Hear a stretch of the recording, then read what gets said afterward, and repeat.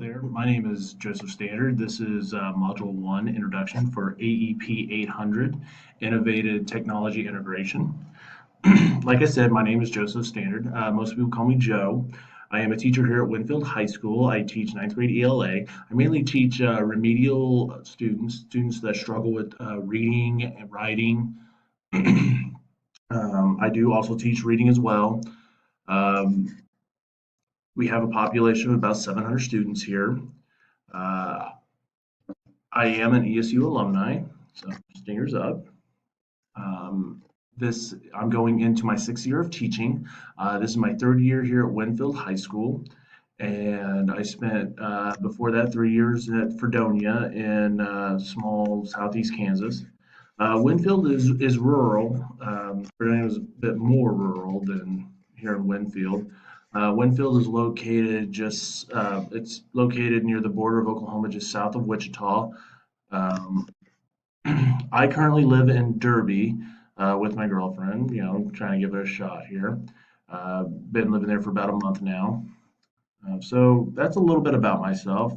Oh, I also do some coaching. I coach football for freshmen, and I coach middle school track as well. So when looking at the impact, implication, and influences that technology has in the classroom, students, and in school, I thought that students are able to receive scaffolded reading was really important, especially considering the fact that I do teach English, and sometimes it is hard to find text related that my kids can really get into and read and still relate back to what we're doing in a classroom. So finding technology that helps with scaffolded reading has been very beneficial in my profession, well, in our profession. Um, Especially when it comes for students who struggle with reading. Okay, my job is to make sure they get all the tools necessary for them to become successful, to improve upon their reading. Availability of resources. Having resources at our fingertips is just one of the most amazing things in this 21st century. Whether it's resources that help students with grammar or with a math problem, or even resources as in a journal or newspapers or anything that's going to help them you know in their classwork or within society. The resources are just amazing to have, and we have an abundance of them now. I know here at Winfield, we have our data hub where kids can go, they can look up what they need to look up. They have sites they can go to help them with citations. I use a site that helps students formulate their writing. The resources there are just tremendous, and we keep on improving on them as well. Ability to stay connected with the outside world. Our, our kids are able to read firsthand experiences from somebody in Africa or somebody in China or Korea, and they are able to see what's going on in our world and understand that the world doesn't revolve around what happens here in Winfield. The world continues no matter what, and they are able to make those connections and be a better global citizen. For implications, technology is an ever-growing tool for society. We have to have it. We have to have it. For any 21st century skilled job, we have to be able to use technology and use it in a professional manner. Now, does that mean that technology doesn't have a dark side? Well, yes, it does. We can be too reliant on technology. We have to remember that, we still have to have that human contact. It's still the human element that we're dealing with here, and we want those humans to be able to communicate and talk to each other face to face or negotiate face to face. We can't be too reliant on what technology does and we take away from what we as people can do as educators or administrators. Okay. Um, because technology is not a replacement for human contact. It cannot be. We have to have an even split between technology and with people. Um, with influence, students are able to immerse themselves in different topics now, different topics that they wouldn't have been able to go into, 10, 15 years ago. students are able to focus in on, maybe some LGBTQ issues or any race issue here. They're able to look at these and they're able to learn from them. It's a great time for them.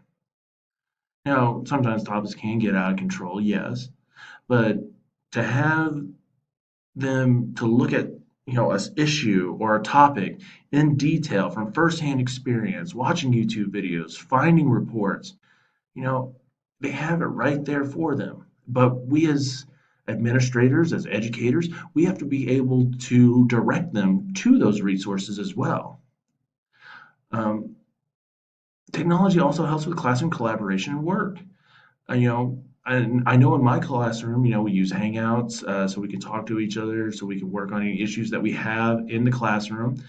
We also use it for Google Docs, Google Slides. Uh, we use anything that we can that's going to help us either collaborate when we work or that can help us get better feedback from each other when it comes to submitting work. It also helps with school communication. Teachers are able to communicate that if this student's having a bad day, other teachers will know about it right then and there. They don't have to wait till lunchtime or after school. They can get that information, as it happens, so they can stay in the loop. Because, nothing makes a teacher more upset is to find out that, Jimmy has had a bad day all day, but no one's told their teacher at the end of the day. So technology has come a long way with helping teachers to communicate when it comes to, maybe there's a crisis in the building or a student that's struggling. Okay. So it has helped come a long way with teacher communication. Within our district, we are one to one. I am currently serving on the one to one committee. We've been doing that for about 3 years now, so we're fairly new. We do use Chromebooks, so we use the Google Classroom. We use the Google Suites. Me personally, I utilize Google Classroom in every single class that I have. Uh, and it works wonders, especially with the new update. It's been amazing just having the topics right then and there for the kids to manipulate and work through. Newsella, I think I discussed that beforehand. Newsella, it really helps students with scaffolded reading. Uh, Great technological tool. Using all the Google Suites. I use heavily the Google Docs, Google Slides. We do use Google Sites, especially for our senior portfolio and our archives that we use for our senior portfolios. Personally, I use Curriculum Pathways. Curriculum Pathways is a piece of technology that helps my students develop their essays. It breaks down how they create their thesis and their explanations. Reading Academy, I just started this year. Reading Academy is a reading program that helps to improve students' reading using phonetics, reading fluency. It's pretty good resource to use within the classroom if you can afford to get it. It does cost money. Some things that I'd like to use more within the classroom, primary sources. I still rely heavily on the library to give me my sources. Websites, I say creating more of them, more reliable websites for my students to use. Grammar, I'm always looking for ways in which I can combine technology and grammar. It's been a struggle lately. Grammar just seems more of a hands-on thing, and I want to try to find a piece of technology that's going to help with teaching of grammar and publishing. I want to get my students into publishing more of their work as well. I know I need to use our librarian resource a lot more. Tabitha Hogan, she's a wonderful woman. I know I need to come see her more to discuss uh, different technological uses. I know she can help me more with grammar, but there's not a lot out there though either. So here's my plan. I'm going to continue working within the one-to-one committee to help develop better usage of technology. We've come a long ways in our district. We focus on digital citizenship. We focus on different apps that we can use. We review. I think that's a great way.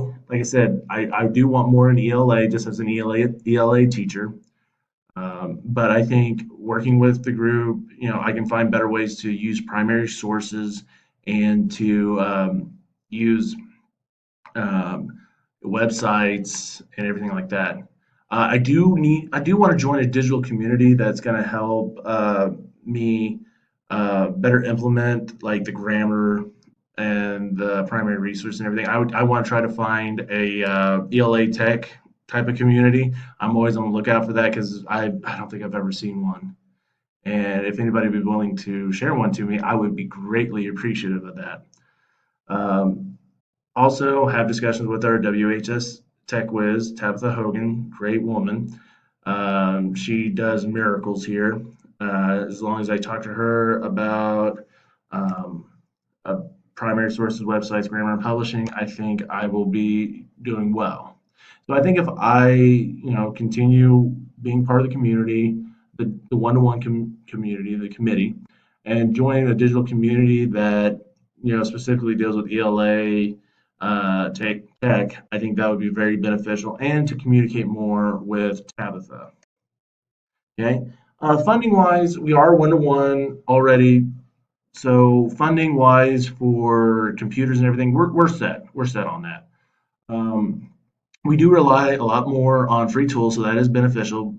But certain things that we're looking at, they do cost money. Like a professional Newsella, it's going to cost money. Looking at No Red Ink, costs money as well. Not a lot, especially like I said with the ELA, not a lot of freebies out there for ELA.